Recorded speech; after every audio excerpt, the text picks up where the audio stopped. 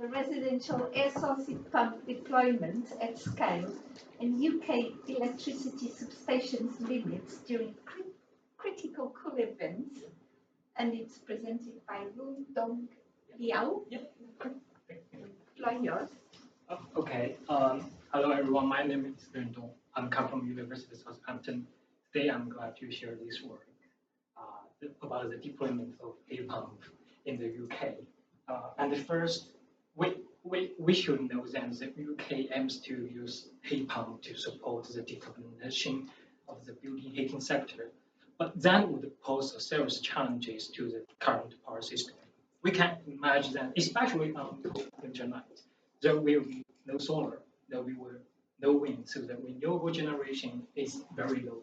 But when people are in the home, people need heating, so the heating demand is very high. So then the electricity demand by heat pump is very high. That causes the problem. So this study is to quantify this impact in the UK. And first, we select the Totton substation as a case study, which is a primary substation within the New Forest. The first step of the modeling is you need to collect some baseline data. We collect the smart meter data published by SSAN, and after process it, you can get the daily load profiles of the substation and a very weak linear correlation between temperature and peak moment load shows that there's just like a minor level of electrical heating at current. Okay, the next is to collect the heating demand, the domestic hot water demand, and you need to calculate the heating degree days as well as the COP curves of the heat pump so that you can convert the heating demand of the residential to the electricity demand by heat pump. By the way, I should emphasize here that there are different temperature setting about the COP curve. This is to use to sensitive analysis. I will explain more later.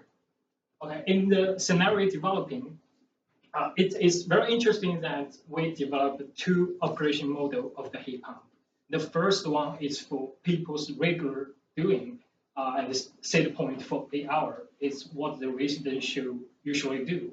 Another one is to run the heat pump 24 hours continual during critical cold event because people who in the home, people could do this. And next is coming to the modeling result. And the first is a very critical problem is in this substation, if people run their heat pump at only 8 hours set point, the substation will overload at only 20% of the heat pump penetration. So that is very critical. It's not good for the future deployment. But how to mitigate this? The government has set a plan about the thermally upgrading homes, like to upgrade the people's EPC rating to increase their energy efficiency. I also quantify this. The result shows that here, the thermally upgrading homes can raise this limit to 25%. But it's still serious. Why is that? Because this is about the monthly peak demand, and it's in a very cold event. So the electricity demand is very high. And very interesting is, sorry, what's going on? Oh, it's over. Oh, it's not my problem.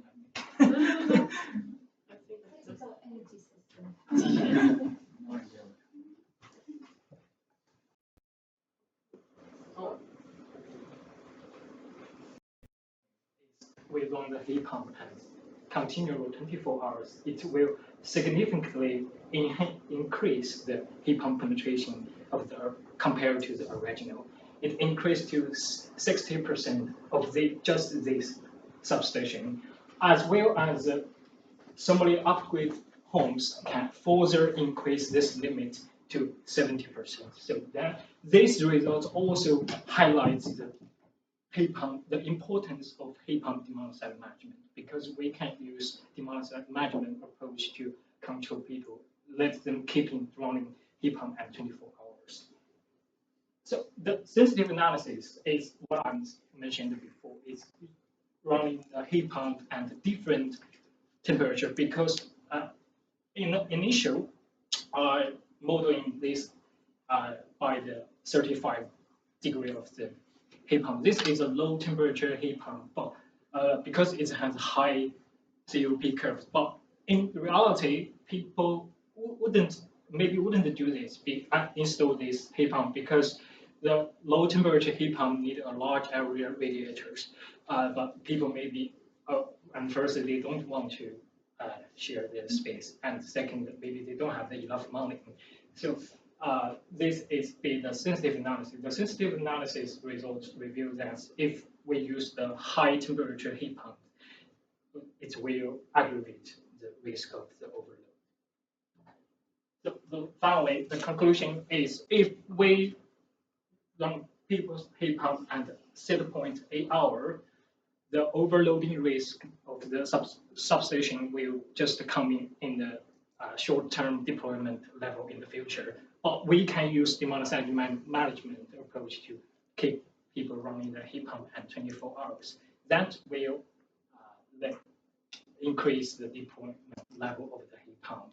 And as well as the last is the government's summer upgrading homes plan can further increase the level of deployment heat pump. Thank you.